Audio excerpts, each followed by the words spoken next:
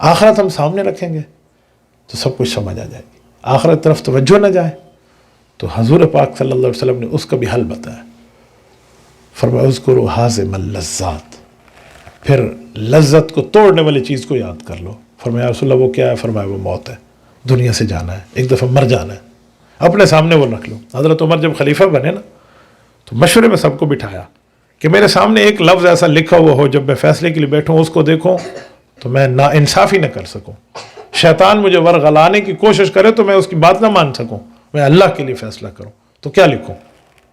تو سب کے اتفاق سے ایک جملہ لکھا گیا تھا، کفا بالموت واعظا یا عمر، عمر موت سے بڑھ کے اور کوئی نصیحت دینے والی چیز نہیں ہے، یہ لفظ لکھے۔ حضرت عمر اس کو دیکھتے اور فیصلہ کرتے، اور عمر کا انصاف، کہتے ہیں ایک کوڑے پہ زمین کا زلزلہ مدینے کا روکا تھا اور قیامت تک رکے گا۔ دریائے نیل کے کنارے وہ ایک خط ڈالا تھا اور دریائے نیل 16 ہاتھ اوپر چلا تھا اور قیامت تک چلتا رہے گا۔